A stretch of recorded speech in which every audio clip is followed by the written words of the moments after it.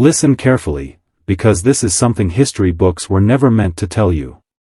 When Spartacus and his men stormed that Roman villa in the autumn of 73 BCE, they expected to find grain, weapons, or gold. Instead, what they uncovered was a nightmare buried beneath the stone floors. 40 underground cells. Dozens of young women, swollen with child, chained in rows like livestock.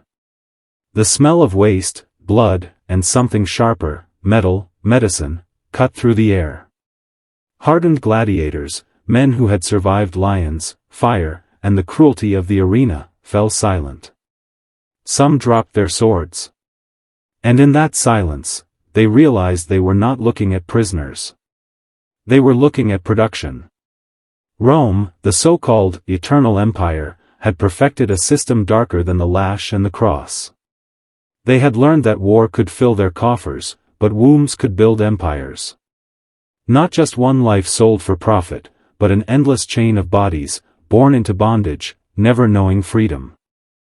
It was slavery refined into mathematics. A new kind of weaponized arithmetic where human fertility became compound interest, and the future itself was shackled at birth. One girl, no more than 14, clutched her belly as Spartacus passed. The chains rattled like accusations. She did not flinch, did not cry out for help. Her eyes carried a truth even Spartacus struggled to face: she did not expect rescue. She had been bred to believe she was a vessel, not a human being. And that is the power of Rome's hidden cruelty. Not just chains on the body, but chains forged deep in the mind. What most men today don't realize is this: Rome's greatest invention wasn't the aqueduct or the road. It was psychological control. They engineered systems where humans themselves became the raw material, the resource, the capital. And once you see this truth, once you understand what was really happening behind the marble and the myths, you cannot unsee it. This isn't just history. It's the blueprint. Because what Rome created, the breeding chambers, the ledgers, the calculations, was more than economics. It was the architecture of power itself. And once you glimpse that architecture, you begin to see its shadow stretching far beyond Rome, into every empire that followed. The ledgers were the real crime scene. Not the cells, not the chains, but the pages where ink turned flesh into numbers. In the villa of Marcus Crassus, the richest man in Rome, archaeologists unearthed records that looked no different from farm accounts. Wheat tallies. Wine shipments. Armor purchases. And then, a separate column, breeding stock acquired from Thracian markets. Next to each entry, calculations. Female, age 16, cost 2,000 sestertii. Projected yield, 12,000 over 20 years. One child every 18 months. Mortality deductions applied. This wasn't savagery. It wasn't chaos. It was efficiency. Crassus had discovered that a woman was worth more than a gladiator, more than a field hand. Because her body could replicate value. And if you managed her like an asset, feeding her just enough to survive, separating her from her newborn to restart cycles, you could turn one investment into a dynasty of slaves. Understand what this means. Rome industrialized the womb. They made pregnancy a machine. And once you reduce human life to a machine, morality is irrelevant. There is no person, only yield. There is no mother, only production capacity. One girl's failure to carry a child to term was nothing more than a note in the margin: transfer to fieldwork, replacement stock ordered. Do you feel the chill of that? Because this is where power crosses from domination into design. Rome was not merely conquering nations, they were engineering populations. Controlling who was born, who lived, and who was allowed to reproduce. This was eugenics before the word existed, perfected centuries before modern science would dare give it a name. And here's the truth the empire wanted buried: the Roman economy, the very thing that financed the Senate, the armies, the games, was not built on conquest alone. It was built on reproduction. War captured the initial stock. But the chambers beneath the villas ensured the supply never ended. Like cattle. Like horses. Like coin struck fresh from a mold.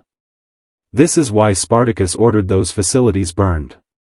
Not because of pity, not even because of outrage, but because he saw the truth. If Rome's breeding system spread unchecked, rebellion itself would become impossible. Children born into chains do not dream of freedom. They are born to accept their condition. That is psychological control at its purest form, shaping not just the present, but the future mind. By the 1st century BCE, this was no longer the secret practice of a few wealthy estates. It had become policy in everything but name. Across Italy, across Sicily, across the provinces of Spain and Gaul, Roman elites built chambers that functioned not as slave quarters, but as breeding engines. Some estates kept ledgers so precise they recorded the ovulation cycles of teenage girls as though they were livestock. Others contracted midwives, not to deliver babies safely, but to ensure the fastest possible recovery time for the next impregnation. Rome disguised it with rhetoric. They called it familia rustica, the rural household. But these were not households. They were factories of flesh. For every gladiator bleeding in the arena, 20 women beneath the ground were creating his replacements. For every slave who collapsed in the fields, 3 children were already in the cycle to replace him. Rome was not reacting to the losses of war. They were anticipating them. Planning them. Profiting from them. Do you see the psychological mastery here? Rome convinced itself, and its citizens, that slavery was natural, inevitable, ordained. But behind that ideology was a machinery so cold that even the gods would have turned away. Imagine being born into darkness, never seeing daylight for years because your captors feared it might interfere with your fertility. Imagine being 13 years old, handed to a man you'd never met, and told your purpose was to create another worker. Imagine knowing your child would be taken within hours, because your womb was more valuable than your arms. This was not punishment for rebellion. Not retribution for war. It was long-term economic strategy. A system that taught the elite one fundamental principle: control the womb, and you control the world. And here's the twist that should disturb you most: Rome's senators and aristocrats didn't hide this from each other. They boasted about it. In letters, in speeches, in transactions. Because within their circles, this was not scandal, it was brilliance. Efficiency. A masterstroke of economics. That is how institutional corruption works. What horrifies the outsider becomes normal to the insider. What should shame a society becomes the very foundation of its pride. And once a culture begins to celebrate the reduction of human life to numbers, there is no limit to how far that culture will descend. Rome had already crossed that line. And the echoes of that descent? They did not die with the empire. They seated themselves in every civilization that studied Rome as a model of power. You need to understand this: Rome wasn't only multiplying bodies, they were multiplying obedience. A child born in chains is a different creature than one captured in war. A prisoner remembers freedom. He dreams of escape. He resists. But a child born into captivity? He doesn't resist, because he never knew another world. His rebellion is broken before it's even imagined. That was Rome's genius, breeding compliance, not just labor. Think about it. A gladiator dragged from Thrace, or Gaul, or Germania fought with the memory of his homeland burning in his veins. He could be dangerous. He could join Spartacus. But a boy born underground, raised in darkness, trained from his first breath to obey? That boy became Rome's perfect slave. He wasn't a man, they had reduced him to an instrument. This was psychological warfare written into the human bloodstream. And the Roman elite knew it. They didn't just invest in women as stock. They invested in the future mind of the empire, docile, loyal, unable to conceive of liberty. Every chamber was not only a womb, but a classroom of silence, teaching generation after generation that submission was natural, inevitable, eternal. Now let me turn the mirror toward you. The reason you're hearing this is because no empire dies completely. Its patterns repeat. Its systems echo. And its lessons are waiting for the man who dares to see them. Rome shows us that control is never about swords, never about bloodshed. Control is about the mind. About training people so deeply that they forget they were ever free. This is the turning point of your descent. If you've listened this far, you're no longer just a viewer, you're stepping into the hidden chambers yourself. And to lock in that transformation, I want you to write this phrase in the comments, twice, as a mark of your awakening, born in chains, but no longer bound. Write it. Twice. Because repetition forges identity. That is how Rome trained its slaves, and that is how you reverse it, by declaring yourself free in the same language of repetition. Rome's breeding chambers were not just about survival of the empire. They were about erasing rebellion from the genetic memory of a people. The greatest horror wasn't the chains on the body. It was the chains on the unborn mind. When you picture Rome, you imagine legions marching across continents, iron discipline, the thunder of conquest. But conquest alone could not sustain an empire that stretched from the deserts of Africa to the forests of Britain. Steel wins battles, but bodies sustain empires. And that is why the breeding program spread like veins beneath the Roman world. Sicily, Spain, Gaul, Asia Minor, wherever Rome planted its banner, estates appeared. Not just villas, but hidden chambers below them. Not just farms, but factories of human reproduction. The cycle was brutally simple: wars captured the first generation, and breeding chambers created every generation after. It was self-sustaining, efficient, and invisible. The senators in Rome didn't need to see it. They only needed the profits. And the profits were staggering. One female of breeding age, as the ledgers coldly recorded, could produce a fortune larger than gold. Not because of her labor, but because of her capacity to replicate labor endlessly. She was both worker and factory. Asset and engine. And when her body broke, when she could no longer deliver, she was discarded like worn-out equipment. Replaced. Forgotten. Buried in the system like an erasure mark in an account book. But Rome was cleverer still. They didn't just hide these programs underground, they normalized them. To the free citizens above, slavery was ordinary. They dined on food harvested by invisible hands, enjoyed spectacles funded by invisible suffering, and never asked where the endless flow of labor came from. They did not need to see the breeding chambers to accept the benefits of their existence. That is how institutional manipulation thrives, not by hiding everything, but by teaching the masses not to question. And here's the part most historians will never tell you: Rome's survival during its bloodiest crises depended on these programs. When legions were annihilated in Teutoburg Forest, when rebellions flared in Gaul, when plagues wiped out thousands, the empire didn't collapse. Why?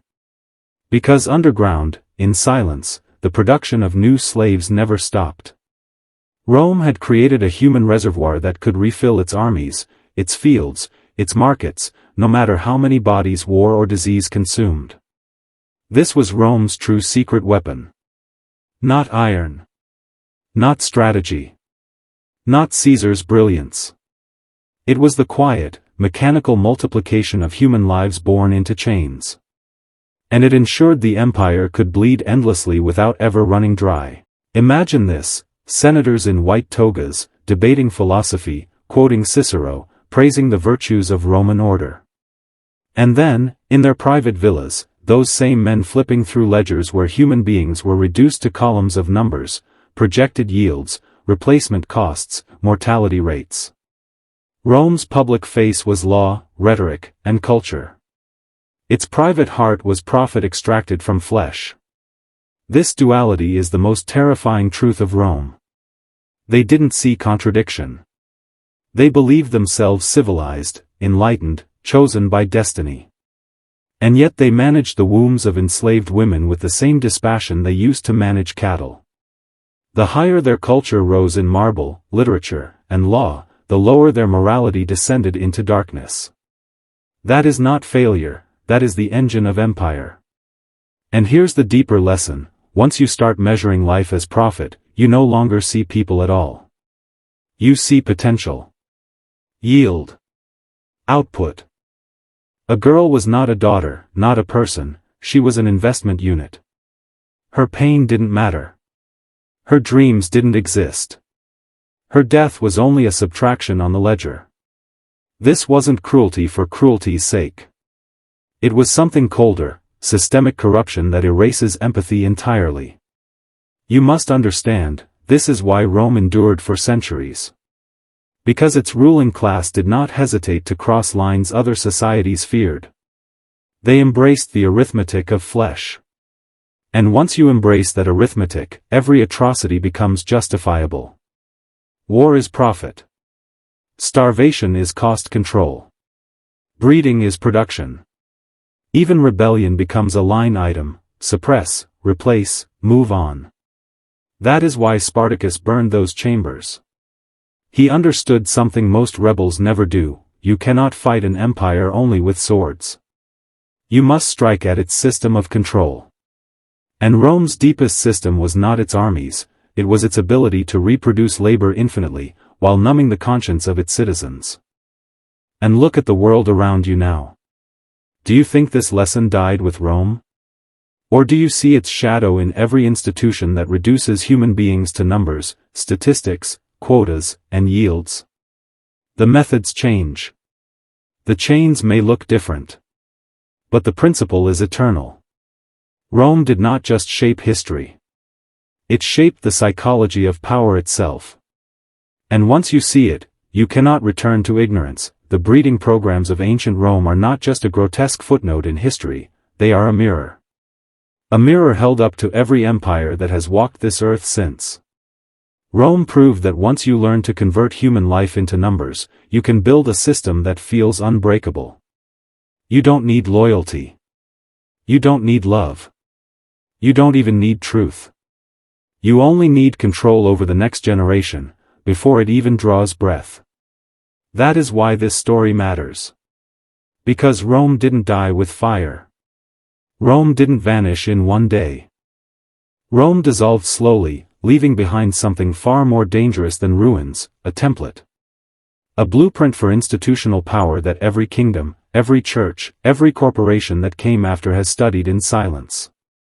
They don't need to chain your body if they can chain your mind. They don't need to starve you if they can convince you to accept scraps as destiny. And they don't need to fight rebellions if they can ensure the next generation is born never imagining freedom at all. The villas of Crassus may have crumbled, but their logic remains. Today it wears new faces: statistics, policy, management. Human beings turned into data points, projected yields, expendable resources. Do you see the echo now? Do you feel how close it is? The Romans bred slaves to fill their fields and arenas. Modern empires breed obedience to fill their offices, their armies, their endless appetite for control. Different chains. Same system. This is why history tries to bury these truths. Because once you understand Rome's secret weapon, you begin to see it everywhere. You begin to realize that power survives not by accident, but by design. And design is more terrifying than cruelty. Because cruelty dies with the cruel. But design endures. So remember this: the most dangerous empires are not the ones that conquer your body. They are the ones that conquer your future, one generation at a time. And the question you must ask yourself now, after hearing this, after staring into the chambers beneath Rome, is simple: are you the man born in chains, bred to obey? Or are you the man who finally sees the chains, and refuses to pass them on? The descent ends here. But for you, the awakening begins.